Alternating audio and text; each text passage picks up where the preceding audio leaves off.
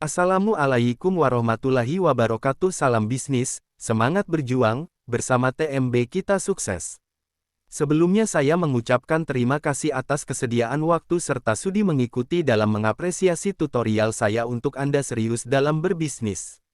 Saya sangat yakin setelah dengan mengikuti trik berbisnis dengan metode dan pendekatan berdasarkan materi singkat yang saya buat, insya Allah Anda akan sukses dan menjadikan amal jariah bagi saya, amin ya robbal alamin. Mungkin saya langsung saja ke inti materi. Dalam dunia bisnis kita pasti akan tetap menerapkan sesuatu tindakan strategi pemasaran, sedangkan strategi pemasaran adalah tindakan terukur yang bertujuan agar produk perusahaan dikenal masyarakat luas. Strategi pemasaran adalah seperangkat langkah bisnis yang telah digabungkan pada tingkat presentasi produk untuk menarik konsumen untuk membeli sebuah produk. Namun strategi dalam pemasaran perlu adanya rancangan dan tindakan yang terukur dari sebuah perusahaan untuk mendapatkan target yang hendak dicapai, dan berbagai metode pun dilakukan sebagai bentuk pola dasar mengelola dan menguasai pasar. Terkait dengan persoalan pasar tentunya tak lepas dari respon audiensi segmen, oleh karena itu kita wajib menggunakan metode ini.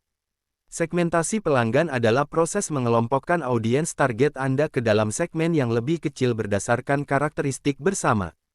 Sebagai bagian dari proses ini, pemasar menggunakan faktor-faktor tertentu untuk menciptakan setiap subkelompok, yang dikenal sebagai persona pelanggan. Persona pelanggan adalah karakter fiktif yang menggambarkan minat, sifat, dan perilaku pelanggan atau segmen pelanggan tertentu. Beberapa variabel yang dapat dianalisis pemasar untuk mensegmentasi audiens mencakup data geografis, sifat psikografis, demografi, atau riwayat merek, yaitu pelanggan baru versus pelanggan tetap. Salah satu pendekatan populer untuk segmentasi pelanggan atau konsumen adalah, yang pertama, 1. Segmen psikografis. Pada umumnya, banyak pelaku bisnis dan usaha yang lebih melihat segmentasi geografis atau demografis untuk mengelompokkan mereka. Hal tersebut memang benar, namun segmentasi psikografis juga tidak kalah penting karena dalam pengelompokan audiens dengan pola psikografis akan memudahkan sebuah bisnis atau perusahaan untuk fokus pada karakteristik audiens dengan nilai tertentu. Dari sasaran segmen tersebut, pelaku usaha dan perusahaan dapat dengan mudah memahami latar belakang hingga audiens dapat dengan mudah melakukan pembelian atas produk dan layanan yang ditawarkan. Ketika Anda memberikan penawaran yang menarik dan relevan, konversi akan terjadi dengan sangat mudah. 2. Segmen demografi. Segmentasi demografis adalah proses membagi basis pelanggan atau pelanggan Anda ke dalam kelompok yang berbeda berdasarkan ciri-ciri umum yang sama. Tujuan akhir dari metode pemasaran ini adalah untuk memahami persona pelanggan Anda dengan lebih baik dan memberikan produk dan layanan yang mereka butuhkan dan cari. Jadi sebagai strategi bisnis, ini bertujuan untuk mengamankan daya tarik dan loyalitas pelanggan yang berkelanjutan. 3. Segmen geografis. Segmentasi geografis adalah komponen yang secara kompeten melengkapi strategi pemasaran untuk menargetkan produk atau layanan berdasarkan tempat tinggal konsumennya. Pembagian berdasarkan perilaku dan kebiasaan daerah, bagian, wilayah, kecamatan, kota, desa, atau area dilakukan untuk memahami audiens dan memasarkan produk jasa yang sesuai. Dengan segmentasi geografis, Anda dapat mengetahui bagaimana tren dan pola, seperti situasi di atas, memengaruhi permintaan produk atau layanan Anda di pasar. Selain itu, segmentasi geografis memberi Anda informasi berguna yang dapat membantu Anda membuat rencana pemasaran yang lebih baik dan menempatkan bisnis Anda di tempat yang tepat. Penerapan marketing segmen psikografis. Jika dalam sebuah bisnis memenuhi kebutuhan pelanggan atau memberikan solusi atas setiap masalah yang diberikan pelanggan, di dalam marketing tidak jauh berbeda. Anda bisa menggunakan data-data yang sudah tersegmentasi ini menjadi senjata Anda untuk memancing mereka membeli produk atau jasa Anda.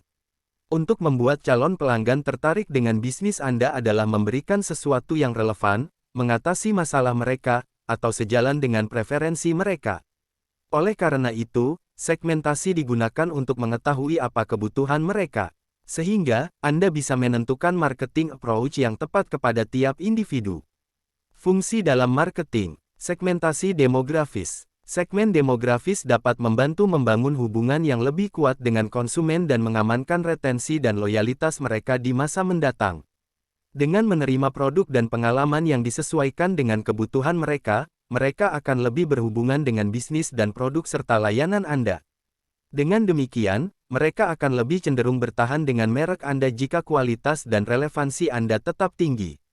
Fungsi dalam marketingnya, segmentasi geografis. Segmen geografis menempatkan orang-orang Anda ke dalam kelompok atau kategori berbeda berdasarkan tempat tinggal mereka.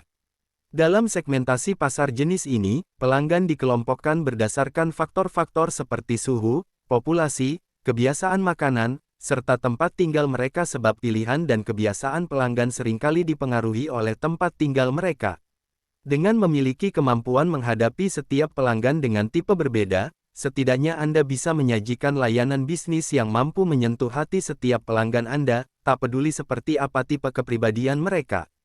Sebelum masuk lebih mendalam mengenai bagaimana strategi menghadapi pelanggan dengan karakter yang berbeda, ada baiknya Anda mengenal terlebih dahulu macam-macam tipe orang berdasarkan kepribadiannya. Metode DISC. Apa itu DISC? DISC adalah kepanjangan dari Dominance, Influence, Steadiness, Compliance. Metode ini biasanya digunakan perusahaan dalam menerima atau menolak pelamar kerja. Tapi ternyata metode ini juga bisa dipakai untuk mengenali karakter pelanggan dalam berbisnis. Kepribadian DISC memiliki karakter yang berbeda-beda. Karena itulah sebagai pebisnis harus mengenali 4 tipe kepribadian pelanggan dari metode DISC ini. Dominance. Karakter ini biasanya mengutamakan tugas dan hasil. Tipe ini tidak memikirkan people, mereka hanya peduli bagaimana tugasnya selesai dan hasilnya memuaskan. Pelanggan tipikal dominan tidak perlu dijelaskan produk terlalu rinci, cukup jelaskan benang merahnya saja sudah cukup. Pelanggan tipe D cenderung memiliki percaya diri tinggi, menuntut segala sesuatu dengan cepat, sangat suka memegang kendali akan sesuatu keputusan, tegas, ingin selalu menang, berbicara apa adanya dan langsung, jika dia tidak puas akan sesuatu maka dia akan pergi atau mengambil alih. Influence. Karakter ini lebih peduli dengan people dan kurang peduli dengan tugas tapi tetap memperhatikan hasil. Tipe influence memiliki cara pendekatan berbeda, influence lebih menginginkan pembicaraannya santai, akrab dan tidak terlalu formal.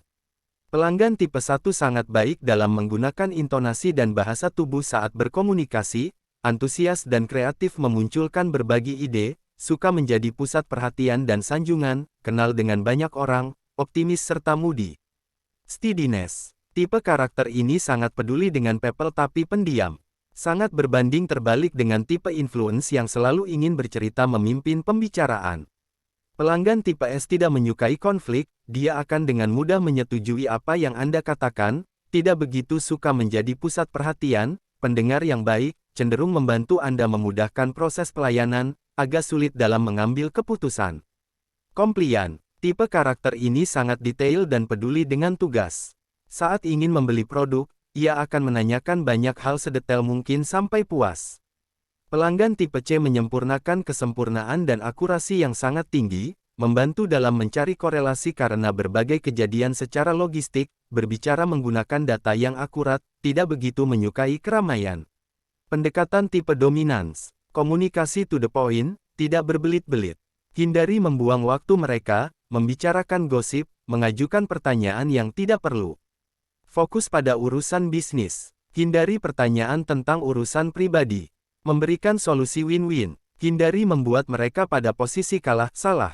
Biarkan mereka yang mengambil keputusan, Anda cukup memberikan solusi alternatif. Pendekatan tipe influence. Memberi kesempatan mereka bicara. Mereka akan senang sekali berbicara tentang dirinya, kesukaannya, pendapatnya, dan kita perlu mendengarkannya. Anda sebaiknya tidak langsung membicarakan pembicaraan mengenai bisnis, suasana perlu dicairkan dulu ke arah yang menyenangkan dan pribadi. Memberikan pujian, bonus. Mereka lemah dalam hal detail, sehingga mereka perlu dibantu dengan disediakannya catatan detail. Pendekatan tipe steadiness. Mereka tidak mudah membuka diri dan langsung nyaman dengan sesuatu sehingga perlu dibantu dengan menggali hal-hal pribadi dari mereka, misalnya keluarga, sahabat. Solusi atau komentar yang diberikan sebaiknya mengusik zona nyaman mereka sehingga perlu berhati-hati dalam memilih kata-kata. Sebaiknya hindari kata-kata yang mengancam keadaan darurat, memaksa mereka mengambil keputusan dalam waktu cepat. Kita perlu memberikan waktu untuk berpikir sebelum memutuskan sesuatu. Mereka memerlukan dukungan untuk akhirnya berani memutuskan sesuatu, sebaiknya kita memberikan suasana yang bersahabat dan menjamin konsekuensi yang akan mereka ambil merupakan hal yang aman. Pendekatan tipe komplian. Pastikan Anda siap dengan data yang detail dan akurat, karena pelanggan tipe ini sangat menuntut akurasi. Mereka menyukai sesuatu yang bersifat formal dan logis, sebaiknya hindari sikap yang terlalu informal. Solusi yang Anda tawarkan harus jelas dan mudah diukur. Nah, setelah Anda mengenal bagaimana ciri-ciri orang berdasarkan perilakunya, Anda diharapkan sudah bisa mengenal bagaimana umumnya perilaku para pelanggan Anda kini. Setelah mengenal perilaku mereka, kini Anda perlu mengetahui bagaimana strategi yang tepat untuk menghadapi mereka.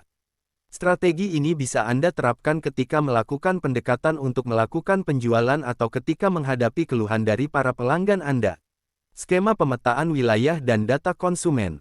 Dalam pola urutan tata kerja yang efektif bagi seorang kurir, shipper selain mengandalkan akselerasi terhadap pelayanan pendistribusian ke konsumen yang tepat waktu, harus memiliki kemampuan mengorganisir yang baik dalam menyalurkan barang. Kemampuan ini berdasarkan ketelitian dan keakurasian menyusun, membawa, dan mengantarkan barang dengan aman dan tepat, yang tentunya dalam hal ini mereka perlu mengatur skema yang efektif di lapangan, diantaranya adalah pemetaan wilayah. Pemetaan wilayah konsumen. Wilayah konsumen diurutkan berdasarkan rute dan waktu jadwal pengantaran barang.